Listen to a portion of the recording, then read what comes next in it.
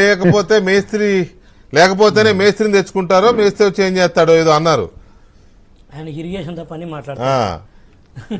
అంబటి గారి ట్వీట్లకి ఏముందండి, ఆయన ట్వీట్లకి అర్థం ఉండదు, పర్థం ఉండదు, ఏదో స్ప్రాస్ కోసం వాడుతుంటాడు. ఇక్కడ ఏమిటంటే ఆల్రెడీ ప్రచారం, మీరు అన్న ప్రశ్నకి వస్తున్నానండి.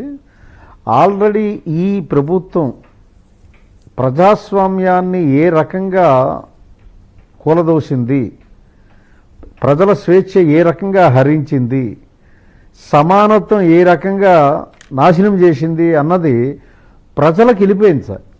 అది ఈ ప్రభుత్వం తాలూకు విధి విధానాల ద్వారా ప్రజలు పూర్తిగా అర్థం చేసుకున్నారు. సో నేను అనుకుంటున్నాను 60% ఆఫ్ ది కమ్యూనికేషన్ ఏదైతే ప్రజలకు కమ్యూనికేషన్ చేయవలసిందో ప్రశాంత్ కిషోర్ గారికి ఆ పని తగ్గిపోయిందండి చాలా వరకు. ఓన్లీ లూజ్ ఎండ్స్ ఎక్కడైనా ఉన్నాయా,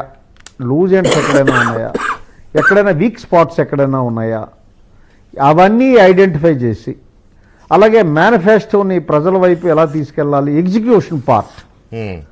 so what is the manifesto అన్నది decided by the both parties. Only ఫీల్డ్కి ఎలాగ దీన్ని క్యారీ చేయాలి అన్నది ఎగ్జిక్యూషన్ పార్టీ ఆయన చేయవలసిన బాధ్యత ఉంటుంది తప్ప మిగతా చాలా వరకు మ్యాక్సిమం ఈ రెండు పార్టీల అధినేతలు, ఆ పార్టీలో ఉన్న సీనియర్ నాయకులు, అన్నిటికంటే మించి అధికారంలో ఉన్న పార్టీ అయితే చాలా పెద్ద సాయం చేసిందండి. వాళ్ళు చేసిన అరాచకాలు దుర్మార్గాలతో ప్రజలకి బాగా అర్థమైంది. అంటే ఈ ప్రభుత్వం ఎందుకు ఉండకూడదు, నెక్స్ట్ ఈ ప్రభుత్వాన్ని ఎలా ఇంటికి పంపించాలి అని ఈరోజు గ్రామాల పల్లెల వాడవాడలో కూడా డిస్కషన్ స్టార్ట్ అయింది. వెంకటకృష్ణ గారు డిస్కషన్ స్టార్ట్ అయింది.